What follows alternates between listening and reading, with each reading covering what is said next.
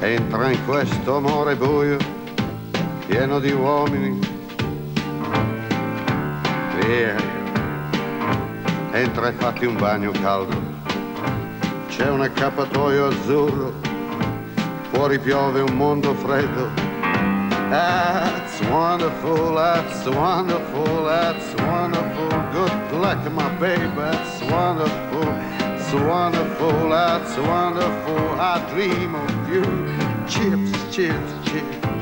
Do do do do do, chiboum, chiboum, boum. Do do do do do, chiboum, chiboum. Bonjour, la télévision a ceci de particulier, de commun avec autre histoire de famille, mais là, elle dépasse largement le titre, le nom de la famille qui a donné son titre à l'affaire il y a plus de 40 ans, en 1952, l'affaire dite Dominici. Nos invités, William Raymond, auteur de Dominici non coupable, les assassins retrouvés, vous nous en direz davantage tout à l'heure, et puis vous êtes accompagné d'Alain Dominici, le petit-fils de Gaston Dominici, le condamné, qui est en couverture du livre, et le gracier de 1960. Alain Dominici, vous êtes aujourd'hui professeur de judo. On peut dire ça comme ça. Ouais, je suis enseignant. Voilà. Vous aviez 10 mois au moment de l'affaire, en août 52. Quel est votre plus ancien souvenir de petit-fils? Par rapport au grand-père, je le situe encore à la ferme, puisque nos deux appartements étaient conjoints. Donc je le revois très bien dans sa salle à manger, avec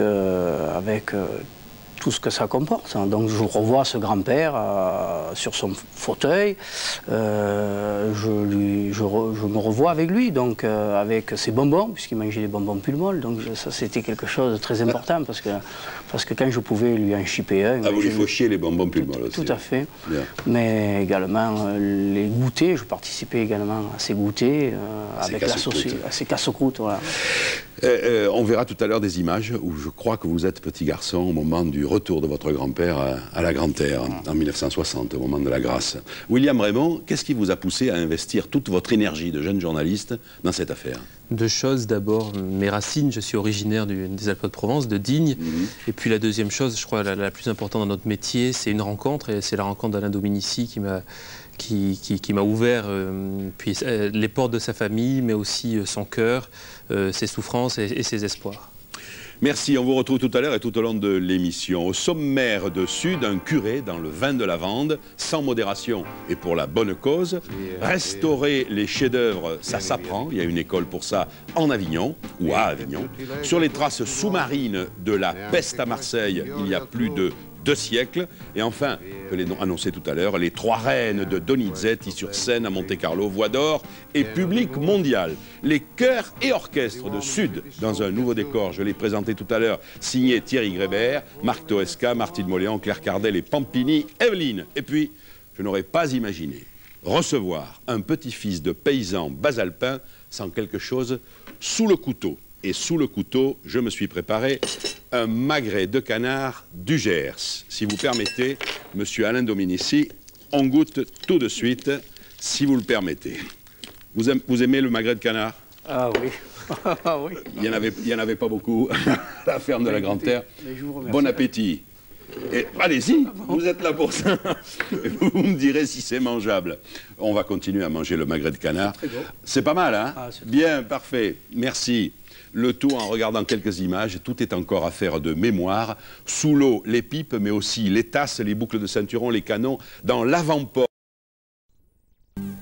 Vous êtes toujours au Sud et vous êtes toujours dans le Sud, dans son nouveau décor, rouge, couleur de la terre, bleu, couleur du regard, du ciel et de la mer, pour évoquer, entre autres, une histoire vraiment sudiste, l'affaire connue dans nos mémoires sous le nom de affaire Dominici. Mais, justement, de nouveaux éléments d'une enquête due à M. William Raymond, notre invité, ici présent, auteur de Dominici non coupable, permet de dire que cette affaire n'est pas l'affaire Dominici, qu'elle pourrait s'appeler, comme n'importe quelle affaire judiciaire qui se produit dans un village, du nom du village, affaire de Lurs, ou bien l'affaire Drummond, voilà, du nom des victimes, qu'il ne s'agit pas d'accusés, mais dont on va voir avec le détail de votre enquête que, eh bien, elle pourrait effectivement donner le nom à cette affaire. Votre compagnon, si je puis dire, Alain Dominici, Et là, c'est le petit-fils de Gaston, celui qui a été condamné, puis gracié, comme je le disais tout à l'heure. Il a été accusé, votre grand-père, d'avoir assassiné, dans la nuit du 4 au 5 août 1952, Lord Drummond, son épouse et leur petite-fille, au bord de la Durance. Vous, William Raymond, vous dites non. Ça n'est pas Gaston Dominici, ça n'est personne de la famille Dominici. C'est une autre histoire. Alors dites-moi, commençons tout de suite justement par ce que vous apportez de neuf. Qui a tué? Ce que j'apporte de neuf, c'est l'identité de ces assassins, ce commando de 4 hommes qui travaille pour les services secrets tchèques, qui va traverser sur ordre nos frontières, va corrompre nos fonctionnaires et venir à Lurs assassiner Drummond, qui n'est pas vraiment qu'un diététicien célèbre. Mais il est déjà un diététicien célèbre et il est aussi un agent des services secrets britannique. Oui, depuis 1914, Drummond travaille pour les services secrets. Son travail, ce n'est pas celui de James Bond, pour faire une image.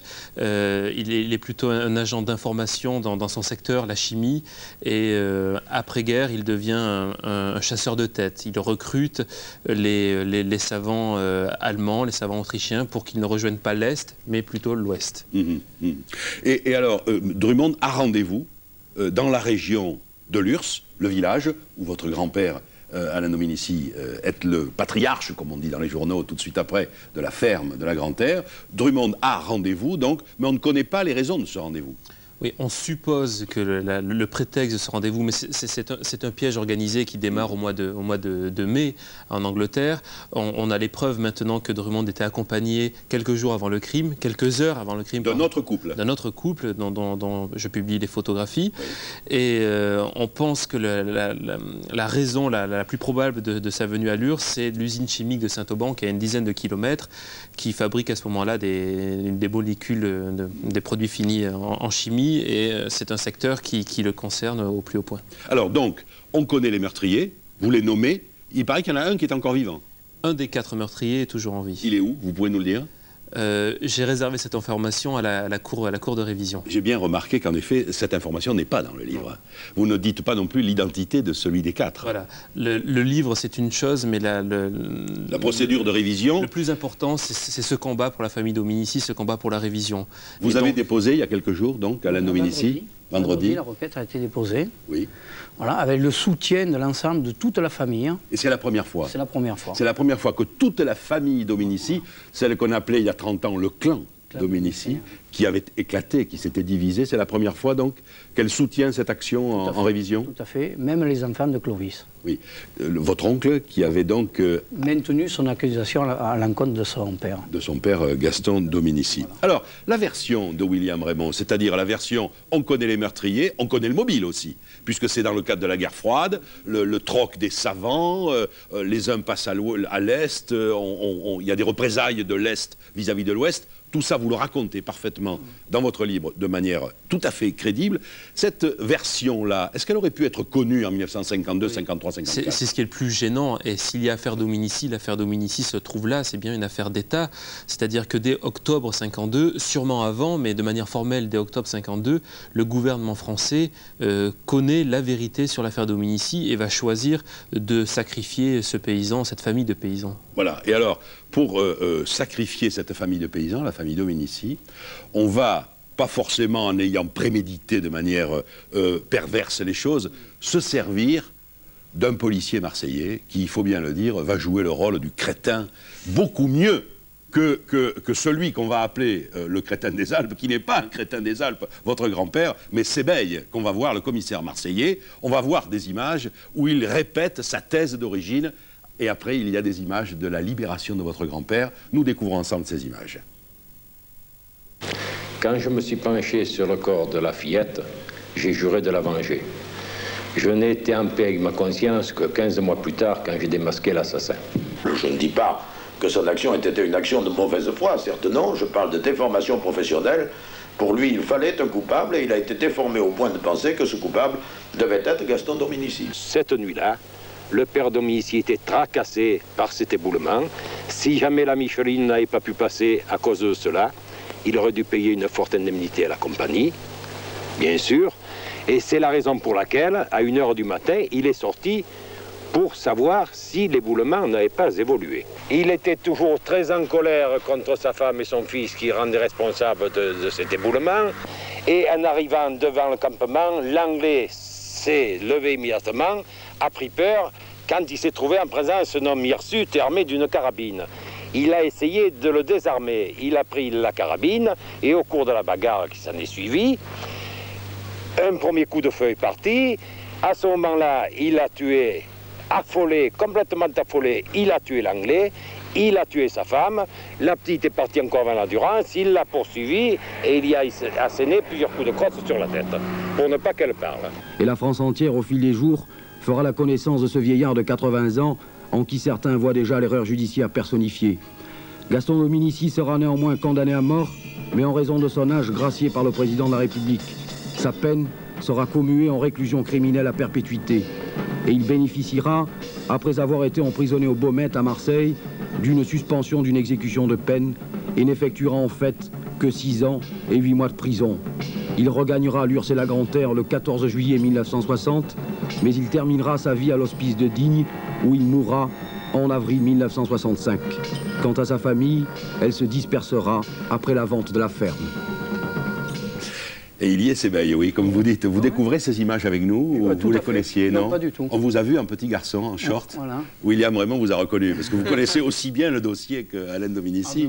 Ah, ben oui, et c'est votre père, Gustave, qui tient le bras de son père au moment où il rentre dans la Grande Terre. Dans la Grande Terre. On a vu votre maman aussi, oui, Yvette, et votre grand-mère. Oui. Dites la sardine. Oui. Bon, alors, on a surtout entendu, c'est extraordinaire, le mensonge pyramidal de Sébeil. Expliquez-nous pourquoi, dès le premier mouillement. Déjà, dès le premier mouillement, parce qu'il dit qu'il se penche sur le cadavre, alors que quand Sébeil arrive sur les lieux à 17 h, les cadavres ne sont plus là, ils ont été transférés à la morgue à 15 h 30. Alain Dominici, à quel moment de votre vie avez-vous compris, saisi que l'enquête policière était basée sur des mensonges? Pas seulement celui-là. Sébeil ment, là. Il n'a jamais vu les cadavres à leur place.